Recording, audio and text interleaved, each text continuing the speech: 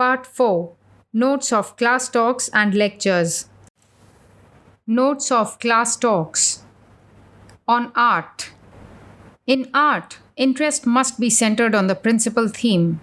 Drama is the most difficult of all arts. In it, two things are to be satisfied. First, the ears, and second, the eyes. To paint a scene, if one thing be painted, it is easy enough. But to paint different things and yet to keep up the central interest is very difficult. Another difficult thing is stage management, that is, combining different things in such a manner as to keep the central interest intact. On music. There is science in Dhrupad, Khayal, etc., but it is in Kirtana, that is in Mathura and Viraha and other like compositions, that there is real music, for there is feeling. Feeling is the soul, the secret of everything. There is more music in common people's songs, and they should be collected together. The science of Dhrupad, etc., applied to the music of Kirtana will produce the perfect music. On Mantra and Mantra Chaitanya.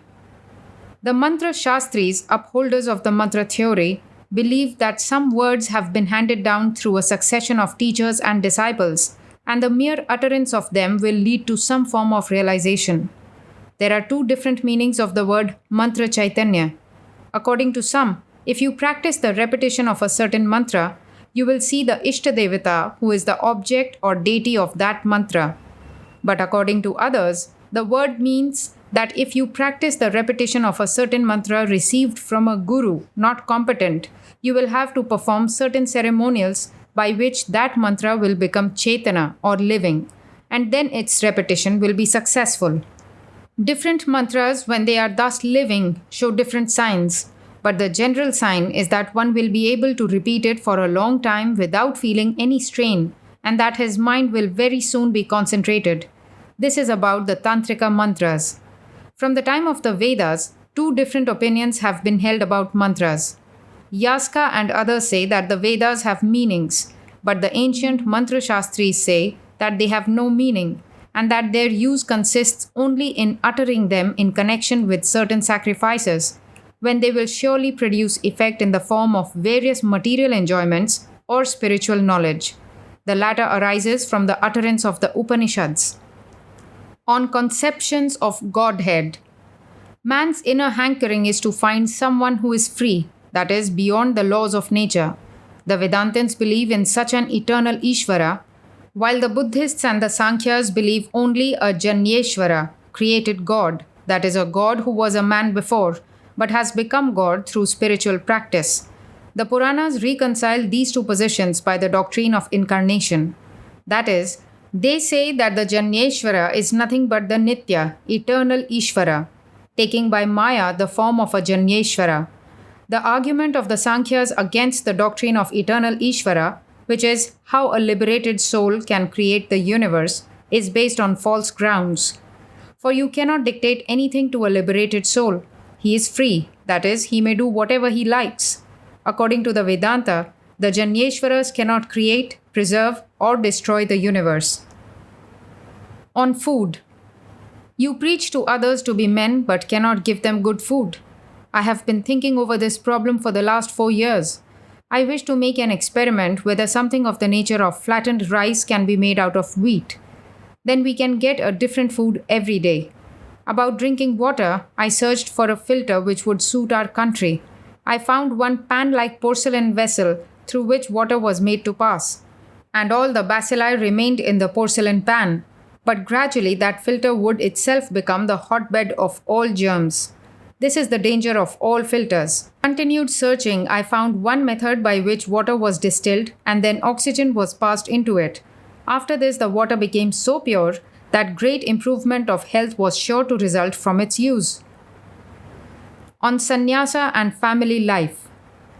Talking of the respective duties of a monk and a householder, Swamiji said, "A sannyasin should avoid the food, bedding, etc. which have been touched or used by householders in order to save himself, not from hatred towards them, so long as he has not risen to the highest grade, that is, become a Paramahamsa. A householder should salute him with Namo Narayanaya. and a sannyasin should bless the former. Meru sarsha payor yadvata, surya khadyota yoriva, sarit sagara yor yadvata, tatha bhikshu grahasthayoho. Like the difference between the biggest mountain and a mustard seed, between the sun and a glowworm, between the ocean and a streamlet, is the wide gulf between a sannyasin and a householder. Swami Vivekananda made everyone utter this, and chanting some Vedanta stanzas said, "You should always repeat to yourselves these shlokas. Shravana not only means hearing from the Guru, but also repetition to our own selves. Avrittirasakrudupadeshat. Scriptural truth should be often repeated, for such has been repeatedly enjoined. In this sutra of Vedanta, Vyasa lays stress on repetition." On questioning the competency of the Guru. In the course of a conversation, Swamiji spiritedly remarked, "Leave off your commercial calculating ideas. If you can get rid of your attachment to a single thing, you are on the way to liberation. Do not see a public woman or sinner or sadhu. That vile woman also is the Divine Mother. A sannyasin says once, twice that she is mother. Then he gets deluded again and says, 'Hence, O vile, unchaste woman.' At a moment, all your ignorance may vanish. It is foolish talk that ignorance disperses gradually. There are disciples who have been devoted to the Guru even when he has fallen from the ideal. I have seen in Rajputana one whose spiritual teacher had turned a Christian, but who nevertheless went on giving him his regular dues. Give up your Western ideas. Once you have pledged your faith to a particular teacher, stick to him with all force. It is children who say that there is no morality in the Vedanta. Yes, they are right. Vedanta is above morality. Talk of high things as you have become sannyasins."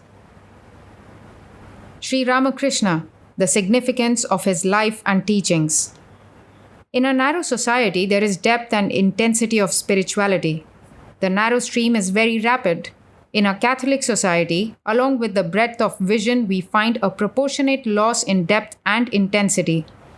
But the life of Sri Ramakrishna upsets all records of history. It is a remarkable phenomenon that in Sri Ramakrishna there has been an assemblage of ideas deeper than the sea and vaster than the skies. We must interpret the Vedas in the light of the experience of Sri Ramakrishna. Shankaracharya and all other commentators made the tremendous mistake to think that the whole of the Vedas spoke the same truth.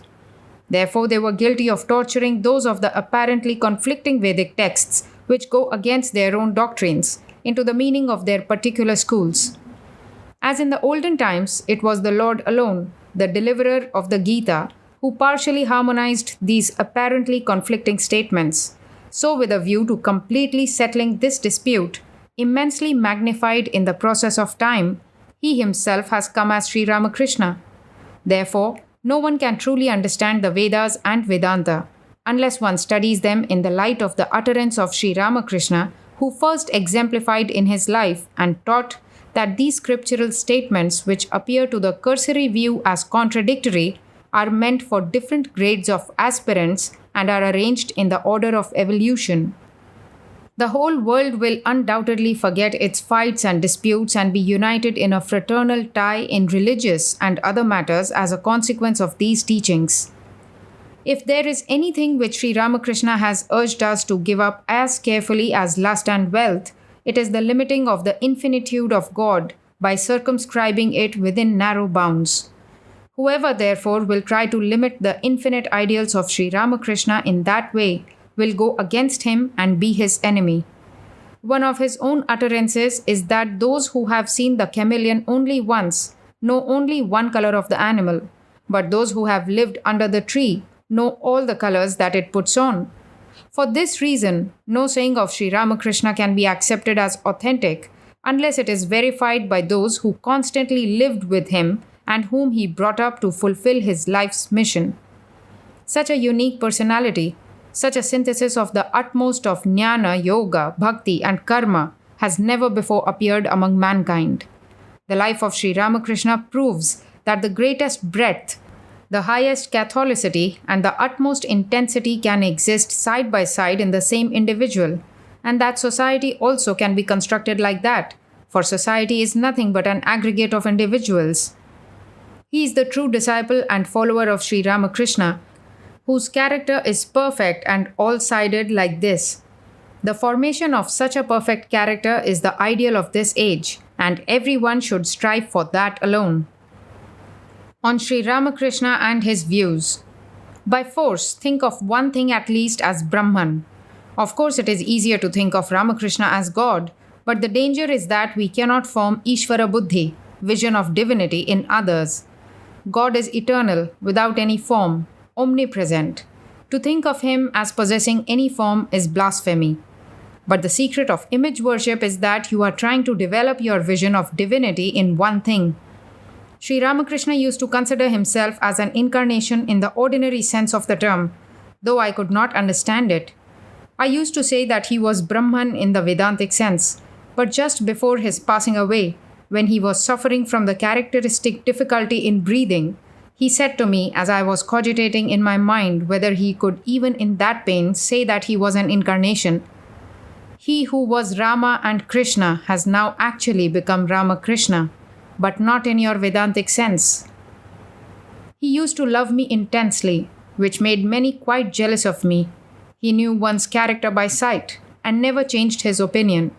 He could perceive, as it were, supersensual things, while we try to know one's character by reason, with the result that our judgments are often fallacious. He called some persons his antarangas, or belonging to the inner circle, and he used to teach them the secrets of his own nature and those of yoga.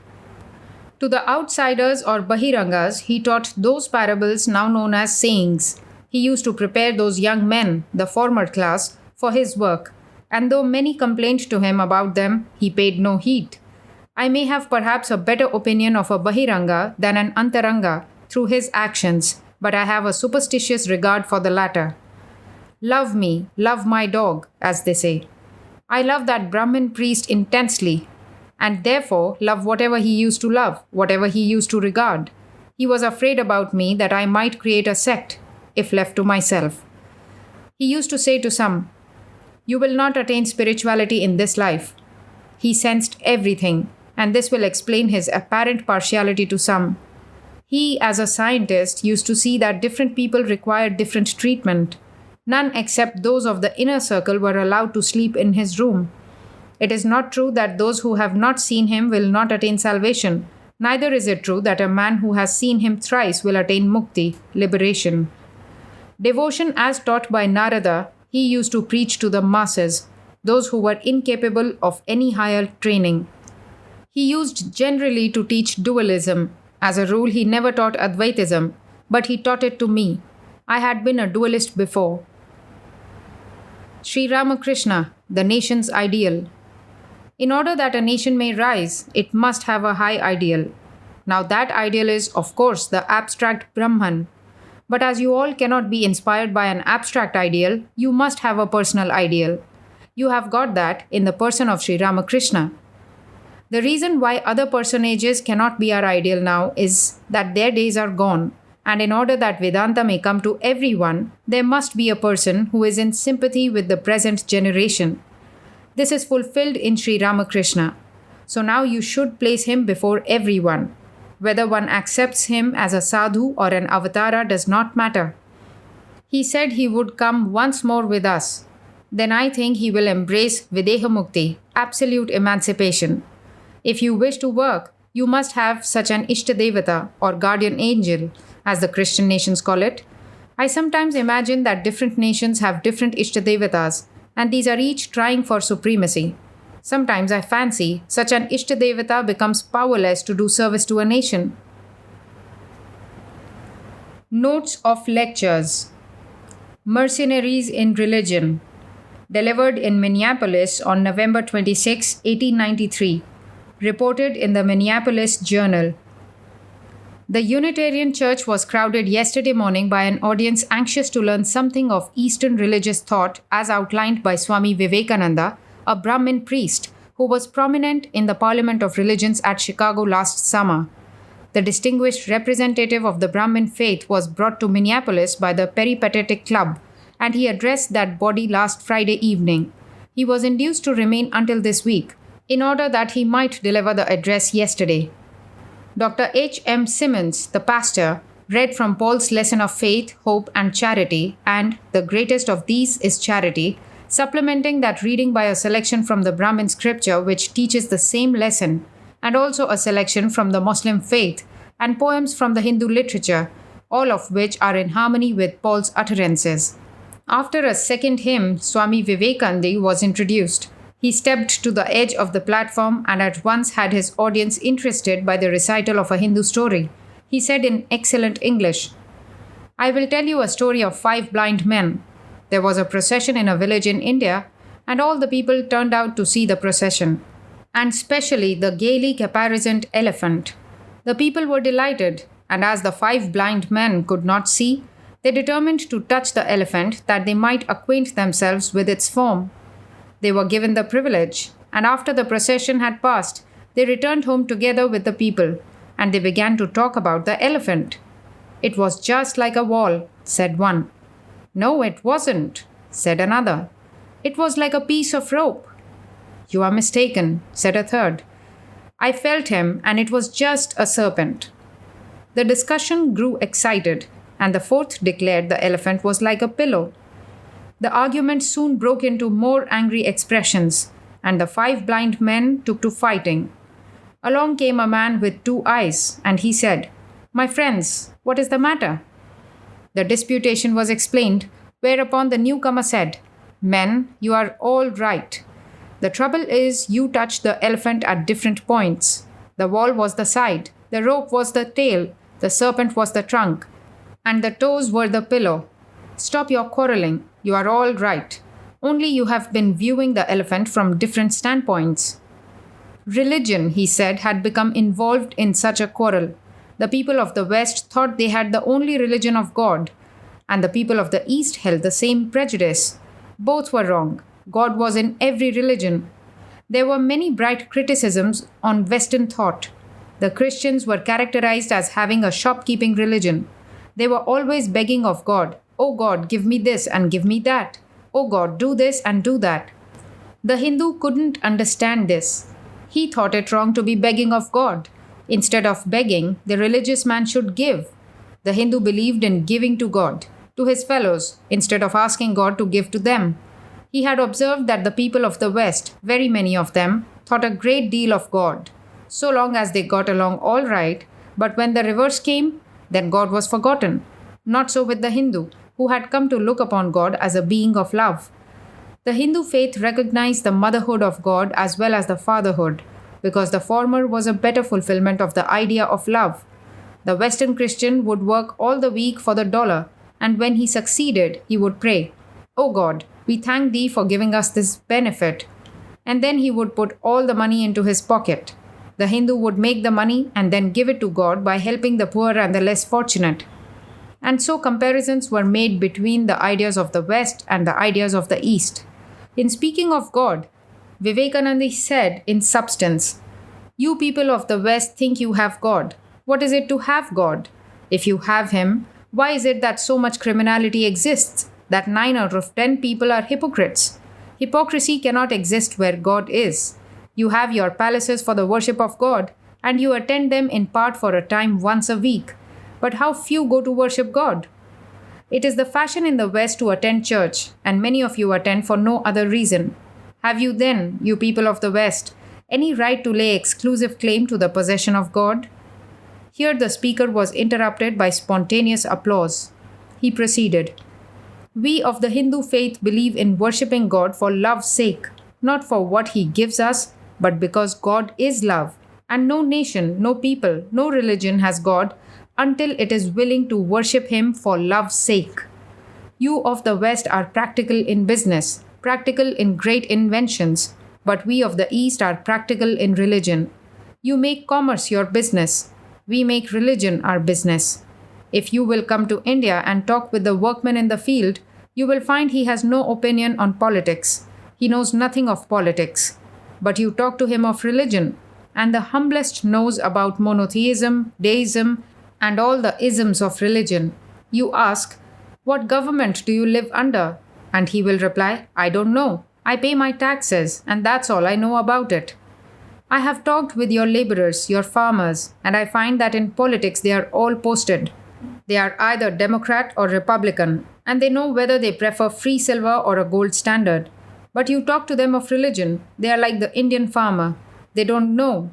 They attend such a church, but they don't know what it believes. They just pay their pew rent, and that's all they know about it, or God.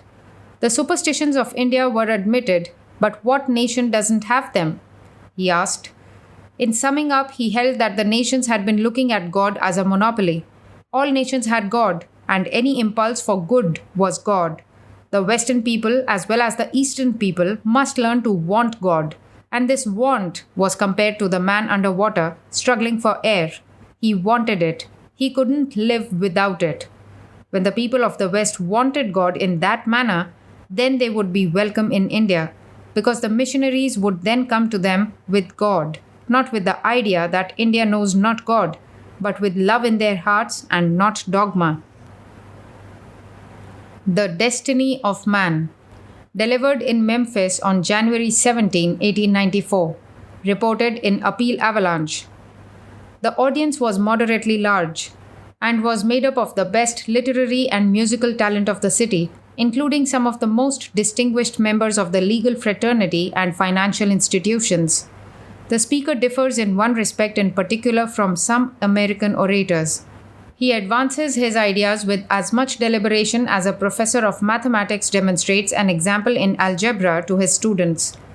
Kananda speaks with perfect faith in his own powers and ability to hold successfully his position against all argument. He advances no ideas, nor make assertions that he does not follow up to a logical conclusion. Much of his lecture is something on the order of Ingersoll's philosophy. He does not believe in future punishment nor in God as Christians believe in him. He does not believe the mind is immortal from the fact that it is dependent, and nothing can be immortal except it is independent of all things. He says, God is not a king sitting away in one corner of the universe to deal out punishment or rewards according to a man's deeds here on earth, and the time will come when man will know the truth and stand up and say, I am God, I am life of his life. Why teach that God is far away when our real nature, our immortal principle is God? Be not deluded by your religion teaching original sin, for the same religion teaches original purity. When Adam fell, he fell from purity. Applause. Purity is our real nature, and to regain that is the object of all religion. All men are pure, all men are good. Some objections can be raised to them, and you ask why some men are brutes. That man you call a brute is like the diamond in the dirt and dust. Brush the dust off, and it is a diamond, just as pure as if the dust had never been on it. And we must admit that every soul is a big diamond. Nothing is baser than calling our brother a sinner. A lioness once fell upon a flock of sheep and killed a lamb. A sheep found a very young lion, and it followed her, and he gave it suck, and it grew up with the sheep and learned to eat grass like a sheep. One day, an old lion saw the sheep lion and tried to get it away from the sheep, but it ran away as he approached. The big lion waited till he caught the sheep lion alone, and he seized it and carried it to a clear pool of water and said, You are not a sheep, but a lion.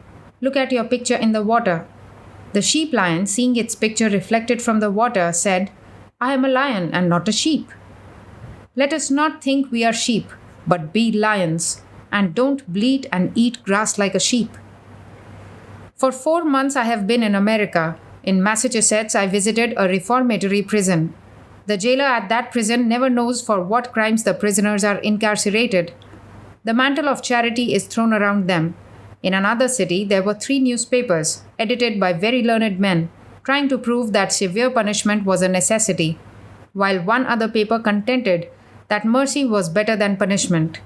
The editor of one paper proved by statistics that only 50% of criminals who received severe punishment returned to honest lives, while 90% of those who received light punishment returned to useful pursuits in life. Religion is not the outcome of the weakness of human nature. Religion is not here because we fear a tyrant. Religion is love, unfolding, expanding, growing. Take the watch. Within the little case is machinery and a spring. The spring, when wound up, tries to regain its natural state. You are like the spring in the watch, and it is not necessary that all watches have the same kind of a spring, and it is not necessary that we all have the same religion. And why should we quarrel? If we all had the same ideas, the world would be dead. External motion we call action, internal motion is human thought. The stone falls to the earth. You say it is caused by the law of gravitation. The horse draws the cart and God draws the horse. That is the law of motion. Whirlpools show the strength of the current. Stop the current and stagnation ensues. Motion is life. We must have unity and variety. The rose would smell as sweet by any other name, and it does not matter what your religion is called. 6 blind men lived in a village. They could not see the elephant, but they went out and felt of him. One put his hand on the elephant's tail, one of them on his side, one on his trunk, one on his ear. They began to describe the elephant. One said he was like a rope, one said he was like a great wall, one said he was like a boa constrictor, and another said he was like a fan. They finally came to blows and went to pummeling each other. A man who could see came along and inquired the trouble, and the blind men said they had seen the elephant and disagreed because one accused the other of lying. Well, said the man, you have all lied. You are blind, and neither of you have seen it. That is what is the matter with our religion. We let the blind see the elephant. Applause. A monk of India said, I would believe you if you were to say that I could press the sands of the desert and get oil, or that I could pluck the tooth from the mouth of the crocodile without being bitten. But I cannot believe you when you say a bigot can be changed. You ask why is there so much variance in religions? The answer is this. The little streams that ripple down 1,000 mountainsides are destined to come at last to the mighty ocean. So with the different religions. They are destined at last to bring us to the bosom of God. For 1,900 years, you have been trying to crush the Jews. Why could you not crush them? Echo answers, ignorance and bigotry can never crush truth. The speaker continued in this train of reasoning for nearly 2 hours and concluded by saying, let us help and not destroy. Reincarnation. Delivered in Memphis on January 19, 1894. Reported in Appeal Avalanche. Swami Vivekananda, the beturbaned and yellow-robed monk, lectured again last night to a fair-sized and appreciative audience at the La Salette Academy on 3rd Street. The subject was transmigration of the soul, or metempsychosis. Possibly, Vivekananda never appeared to greater advantage than in this role, so to speak. Metempsychosis is one of the most widely accepted beliefs among the Eastern races, and one that they are ever ready to defend, at home or abroad. As Kananda said, many of you do not know that it is one of the oldest religious doctrines of all the old religions. It was known among the Pharisees, among the Jews, among the first fathers of the Christian Church, and was a common belief among the Arabs. And it lingers still with the Hindus and the Buddhists. This state of things went on until the days of science, which is merely a contemplation of energies. Now you Western people believe this doctrine to be subversive of morality. In order to have a full survey of the argument, its logical and metaphysical features, we will have to go over all the ground. All of us believe in a moral governor of this universe, yet nature reveals to us, instead of justice, injustice. One man is born under the best of circumstances. Throughout his entire life, circumstances come ready-made to his hands, all conducive to happiness and a higher order of things. Another is born, and at every point his life is at variance with that of his neighbor. He dies in depravity, exiled from society. Why so much partiality in the distribution of happiness? The theory of metempsychosis reconciles this disharmonious chord in your common beliefs. Instead of making us immoral, this theory gives us the idea of justice. Some of you say it is God's will. This is no answer. It is unscientific. Everything has a cause. The sole cause and whole theory of causation being left with God makes him a most immoral creature. But materialism is as much illogical as the other. So far as we go, perception, causation, involves all things. Therefore, this doctrine of the transmigration of the soul is necessary on these grounds. Here we are all born. Is this the first creation? Is creation something coming out of nothing? Analyzed completely, this sentence is nonsense. It is not creation, but manifestation. A something cannot be the effect of a cause that is not. If I put my finger in the fire, the burn is a simultaneous effect. And I know that the cause of the burn was the action of my placing my finger in contact with the fire. And as in the case of nature, there never was a time when nature did not exist, because the cause has always existed. But for argument's sake, admit that there was a time when there was no existence. Where was all this mass of matter? To create something new would be the introduction of so much more energy into the universe. This is impossible. Old things can be recreated, but there can be no addition to the universe. No mathematical demonstration could be made that would have this theory of metempsychosis. According to logic, hypothesis and theory must not be believed. But my contention is that no better hypothesis has been forwarded by the human intellect to explain the phenomena of life. I met with a peculiar incident while on a train leaving the city of Minneapolis. There was a cowboy on the train. He was a rough sort of a fellow and a Presbyterian of the blue nose type. He walked up and asked me where I was from. I told him India. "What are you?" he said. "Hindu," I replied. "Then you must go to hell," he remarked. I told him of this theory, and after my explaining it, he said he had always believed in it because he said that one day when he was chopping a log, his little sister came out in her clothes and said that she used to be a man. That is why he believed in the transmigration of souls. The whole basis of the theory is this: if a man's actions be good, he must be a higher being, and vice versa. There is another beauty in this theory: the moral motive it supplies. What is done is done. It says, that it were done better. Do not put your finger in the fire again. Every moment is a new chance. Vivekananda spoke in this strain for some time, and he was frequently applauded. Swami Vivekananda will lecture again this afternoon at 4 o'clock at La Salette Academy on the manners and customs of India. Comparative Theology, delivered in Memphis on January 21, 1894, reported in Appeal Avalanche. Comparative theology was the subject of a discourse last night by Swami Vivekananda at the Young Men's Hebrew Association Hall. It was the blue ribbon lecture of the series, and no doubt increased the general admiration the people of this city entertain for the learned gentleman. Heretofore, Vivekananda has lectured for the benefit of one charity-worthy object or another, and it can be safely said that he has rendered them material aid. Last night, however, he lectured for his own benefit. The lecture was planned and sustained by Mr. Hugh L. Brinkley, one of Vivekananda's warmest friends and most ardent admirers. In the neighborhood of 200 gathered at the hall last night to hear the eminent Easterner for the last time in this city. The first question the speaker asserted in connection with the subject was, "Can there be such a distinction between religions as their creeds would imply?" He asserted that no differences existed now, and he retraced the line of progress made by all religions and brought it back to the present day.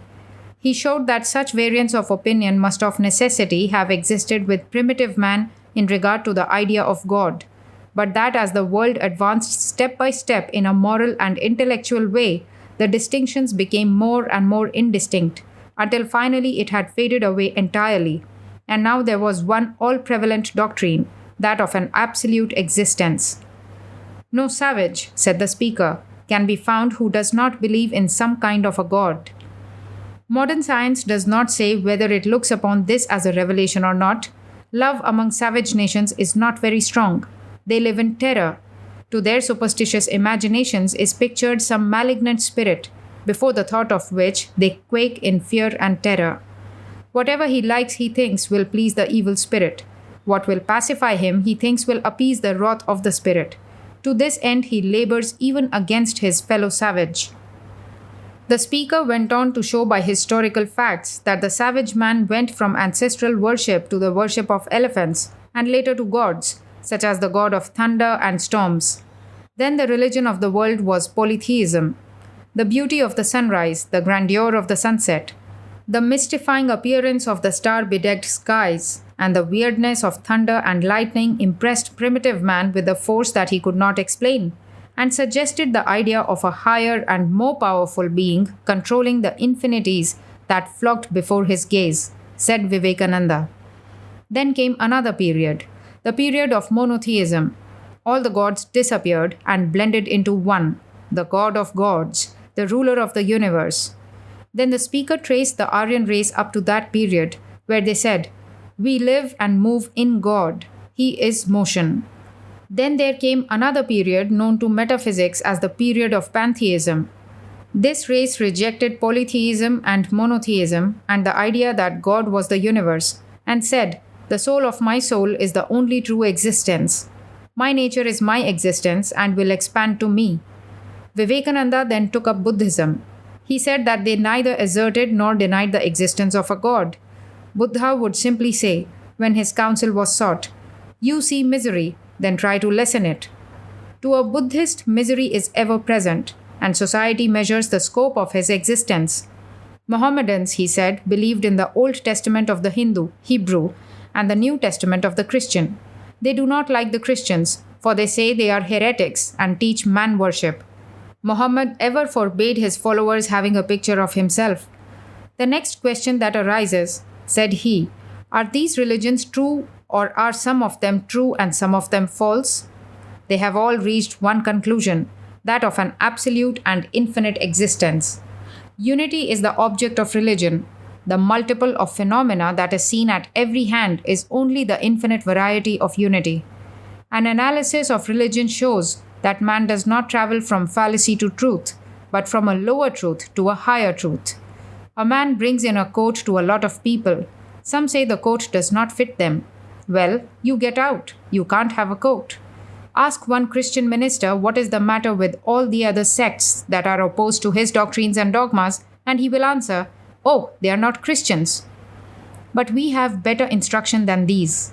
Our own natures, love, and science, they teach us better. Like the eddies to a river, take them away and stagnation follows. Kill the difference in opinions, and it is the death of thought. Motion is necessity. Thought is the motion of the mind, and when that ceases, death begins. If you put a simple molecule of air in the bottom of a glass of water, it at once begins in a struggle to join the infinite atmosphere above. So it is with the soul. It is struggling to regain its pure nature and to free itself from this material body. It wants to regain its own infinite expansion. This is everywhere the same. Among Christians, Buddhists, Mohammedans, agnostic, or priest, the soul is struggling. A river flows 1,000 miles down the circuitous mountain side to where it joins the seas, and a man is standing there to tell it to go back and start anew and assume a more direct course. That man is a fool. You are a river that flows from the heights of Zion. I flow from the lofty peaks of the Himalayas. I don't say to you, "Go back and come down as I did." You are wrong. That is more wrong than foolish.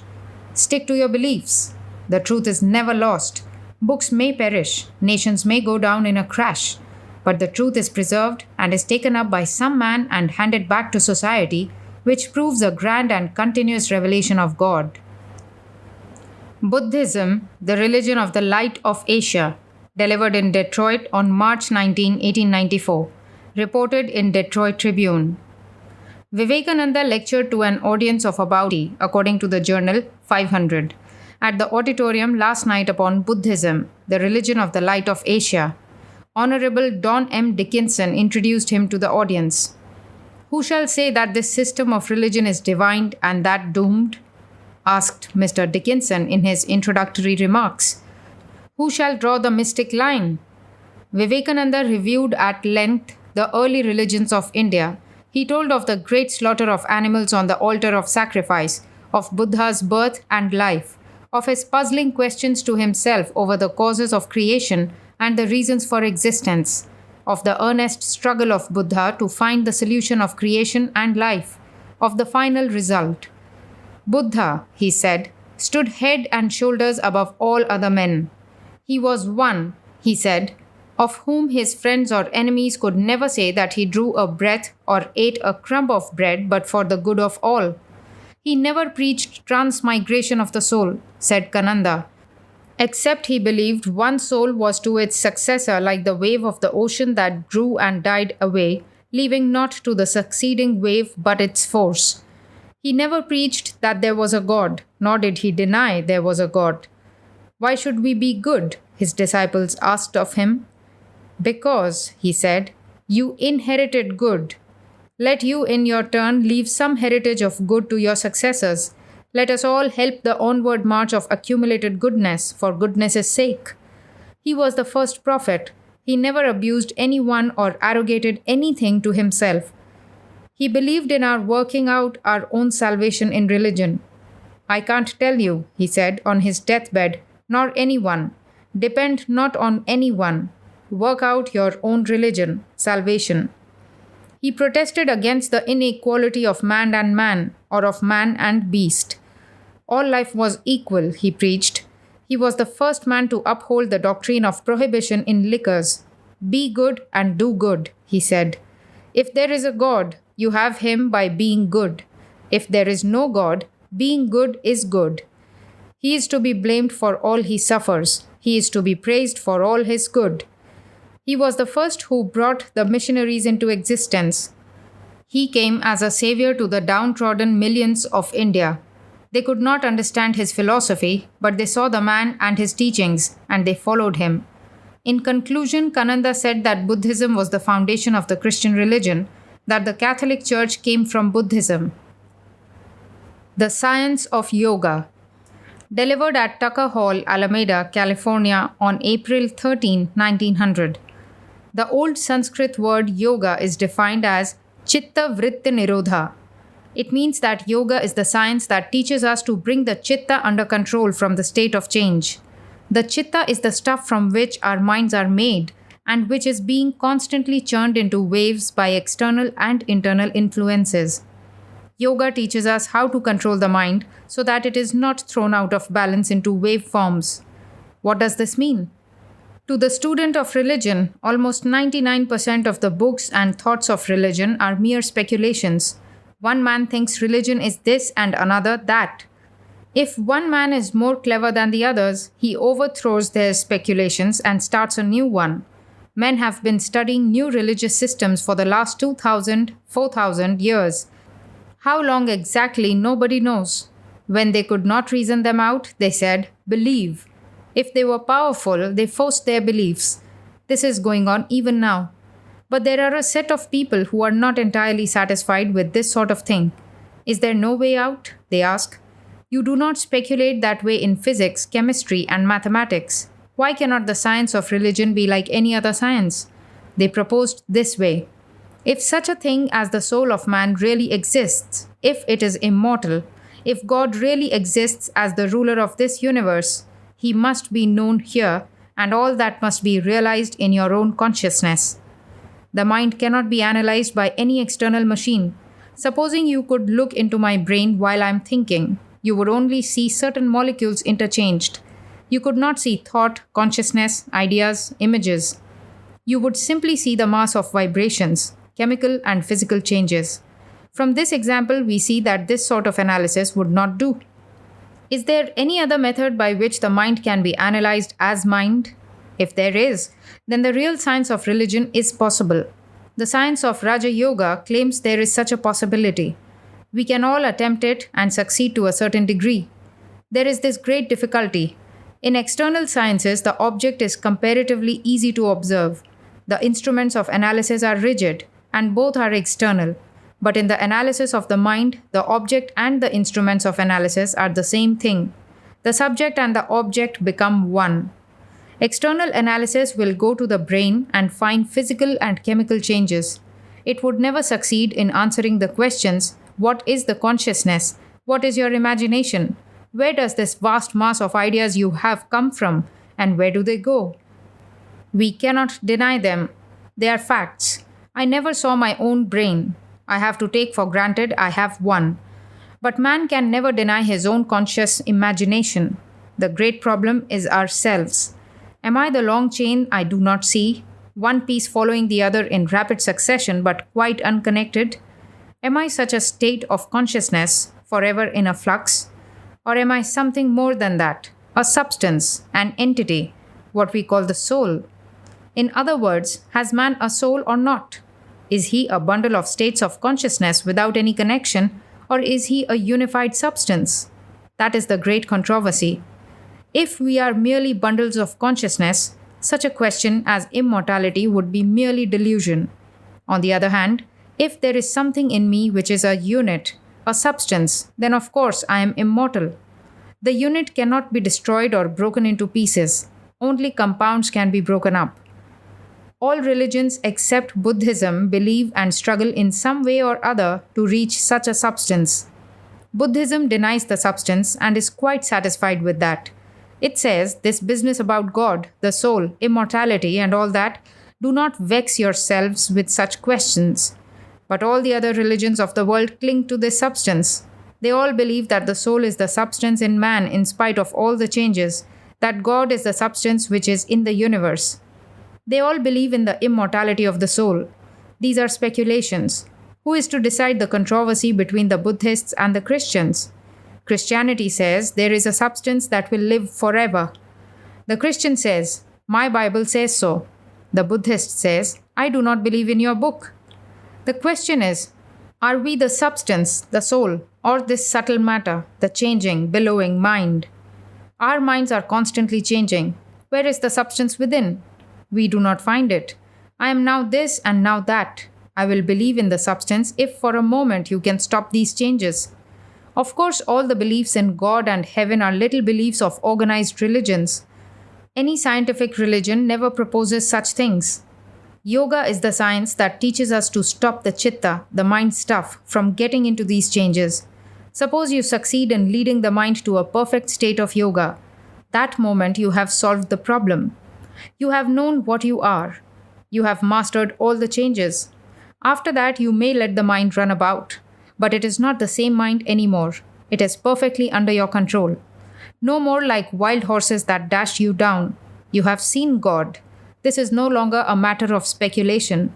There is no more Mr. So-and-so, no more books or Vedas, or controversy of preachers, or anything. You have been yourself. I am the substance beyond all these changes. I am not the changes. If I were, I could not stop them. I can stop the changes, and therefore, I can never be the changes. This is the proposition of the science of yoga. We do not like these changes. We do not like changes at all. Every change is being forced upon us. In our country, bullocks carry a yoke on their shoulders, which is connected by a pole with an oil press. From the yoke projects a piece of wood, to which is tied a bundle of grass, just far enough to tempt the bullock, but he cannot reach it. He wants to eat the grass and goes a little farther, thereby turning the oil press. We are like these bullocks, always trying to eat the grass and stretching our necks to reach it. We go round and round this way. Nobody likes these changes, certainly not.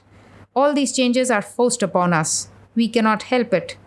Once we have put ourselves in the machine, we must go on and on. The moment we stop, there is greater evil than if we continued forward. Of course, misery comes to us. It is all misery because it is all unwilling. It is all forced. Nature orders us and we obey, but there is not much love lost between us and nature. All our work is an attempt to escape nature. We say we are enjoying nature. If we analyze ourselves, we find that we are trying to escape everything and invent ways to enjoy this and that. Nature is like the Frenchman who had invited an English friend and told him of his old wines in the cellar. He called for a bottle of old wine. It was so beautiful, and the light sparkled inside like a piece of gold. His butler poured out a glass, and the Englishman quietly drank it. The butler had brought in a bottle of castor oil. We are drinking castor oil all the time. We cannot help it. People in general are so reduced to machinery they do not even think.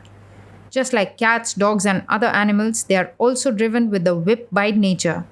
They never disobey, never think of it. But even they have some experience of life. Some, however, begin to question, what is this? What are all these experiences for? What is the self? Is there any escape? Any meaning to life? The good will die, the wicked will die, kings will die, and beggars will die. The great misery is death. All the time we are trying to avoid it. And if we die in a comfortable religion, we think we will see Johns and Jacks afterwards and have a good time. In your country, they bring Johns and Jacks down to show you in seances. I saw such people numbers of times and shook hands with them. Many of you may have seen them. They bang the piano and sing Beulah Land. America is a vast land. My home is on the other side of the world. I do not know where Beulah Land is. You will not find it in any geography. See our good, comfortable religion, the old, moth eaten belief. Those people cannot think. What can be done for them? They have been eaten up by the world. There is nothing in them to think. Their bones have become hollow. Their brains are like cheese. I sympathize with them. Let them have their comfort. Some people are evidently very much comforted by seeing their ancestors from Beulah Land. One of these mediums offered to bring my ancestors down to me. I said, "Stop there. Do anything you like, but if you bring my ancestors, I don't know if I can restrain myself." The medium was very kind and stopped. In our country, when we begin to get worried by things, we pay something to the priests and make a bargain with God. For the time being, we feel comforted. Otherwise, we will not pay the priests. A little comfort comes, but it turns into reaction shortly. So again, misery comes. The same misery is here all the time. Your people in our country says, "If you believe in our doctrine, you are safe." Our people among the lower classes believe in your doctrines. The only change is that they become beggars. But is that religion? It is politics, not religion. You may call it religion, dragging the word religion down to that sense, but it is not spiritual. Among thousands of men and women, a few are inclined to something higher than this life. The others are like sheep. Some among thousands try to understand things, to find a way out. The question is there a way out? If there is a way out, it is in the soul and nowhere else. The ways out from other sources have been tried enough, and all have been found wanting. People do not find satisfaction. The very fact that those myriads of theories and sects exist show that people do not find satisfaction.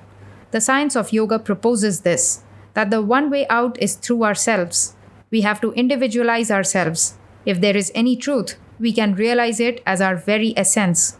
We will cease being driven about by nature from place to place. The phenomenal world is always changing to reach the changeless. That is our goal. We want to be that, to realize that absolute, the changeless reality. What is preventing us from realizing that reality? It is the fact of creation. The creative mind is creating all the time and gets mixed up with its own creation. But we must also remember that it is creation that discovered God. It is creation that discovered the absolute in every individual soul. Going back to our definition, yoga is stopping the chitta, the mind stuff, from getting into these changes. When all this creation has been stopped, if it is possible to stop it, then we shall see for ourselves what we are in reality. The uncreated, the one that creates, manifests itself. The methods of yoga are various. Some of them are very difficult. It takes long training to succeed. Some are easy. Those who have the perseverance and strength to follow it through attain to great results. Those who do not may take a simpler method and get some benefit out of it. As to the proper analysis of the mind, we see at once how difficult it is to grapple with the mind itself. We have become bodies. That we are souls we have forgotten entirely. When we think of ourselves, it is the body that comes into our imagination. We behave as bodies. We talk as bodies. We are all body. From this body, we have to separate the soul. Therefore, the training begins with the body itself until ultimately the spirit manifests itself. The central idea in all this training is to attain to that power of concentration, the power of meditation.